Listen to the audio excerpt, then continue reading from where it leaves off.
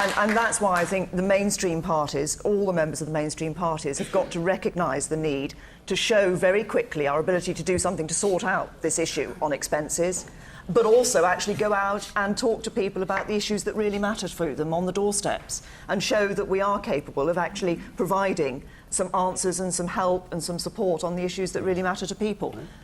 Steve Easterbrook.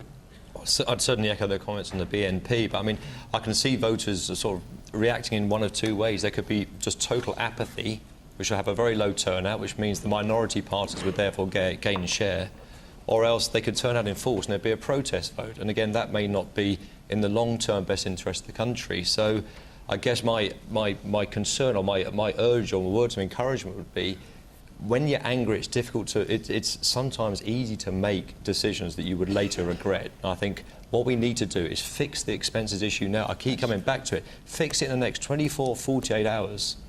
And then let's get on with the real issues, which is lay out your policies and give us in the electorate a chance to decide who we want to vote for.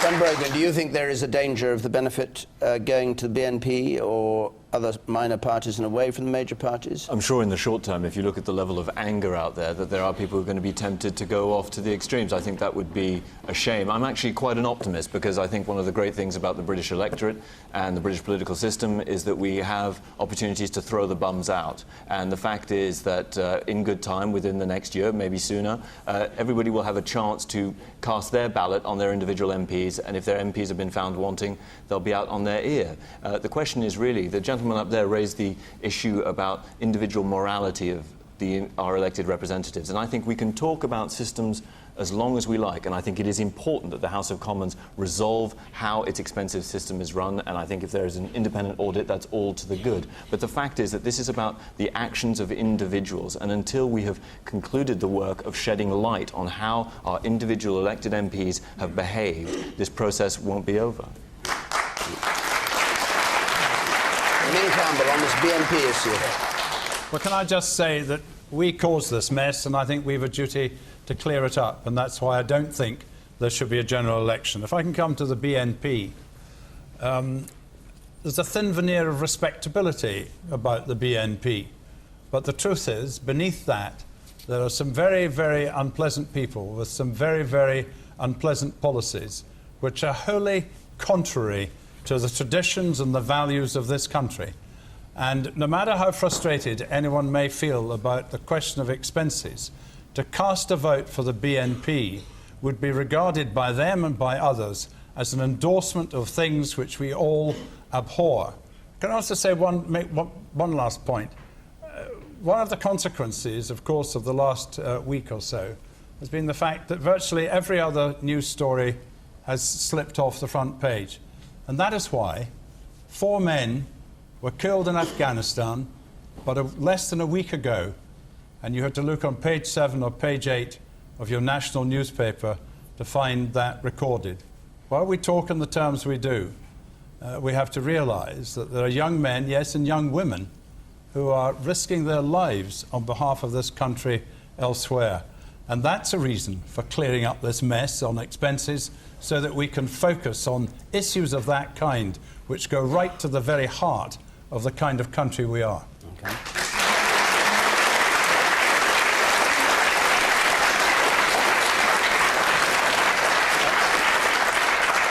George Park, please. George Park. Should the editor of the Daily Telegraph be knighted for services to the British electorate?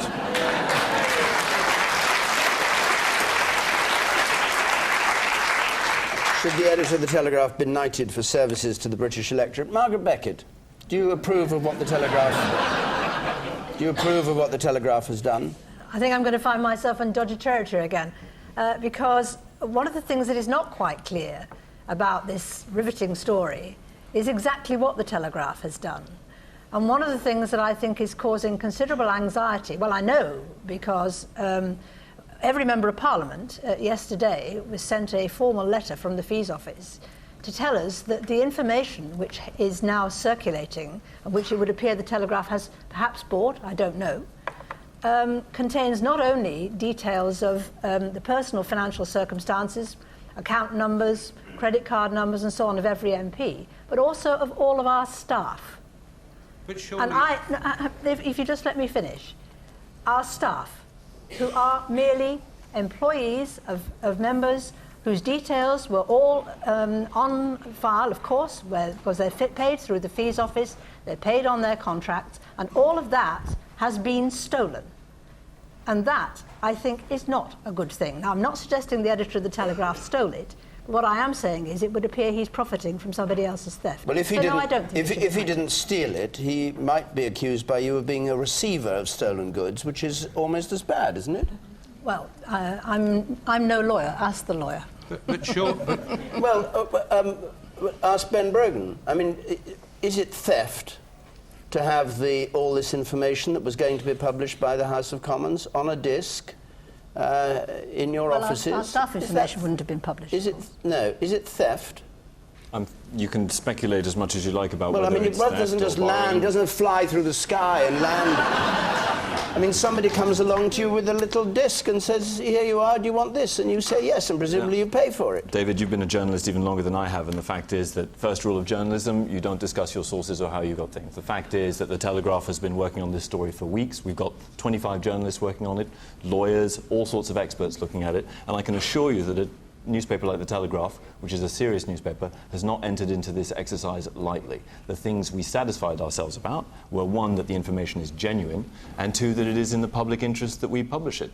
The fact is that if the Telegraph hadn't taken what I would describe as fairly courageous action to put this out into the public domain, Why is it the so electorate would not have why known is it about courageous? it. Because Your circulation's gone up. There's You've always got the a story. possibility. You've had a story a day for 7 days, and from what one gathers, another one tomorrow, and then more the days after. What's courageous about it? you only have to look at the reaction of the political classes and the hostility expressed towards the Telegraph to suggest that who knows how they might have Sorry, are you scared of the political class? Not at all. Well, then what's so brave about it? I don't understand. When you heard that people were prepared to contemplate the possibility of legal action to prevent the Telegraph from publishing, this is something we had to consider. But the fact is we considered it and we pressed ahead. And as a result, the electorate, the British public, are aware of what is now something that MPs did not want released, and now people can see it for themselves and draw their own conclusions about their MPs. Right.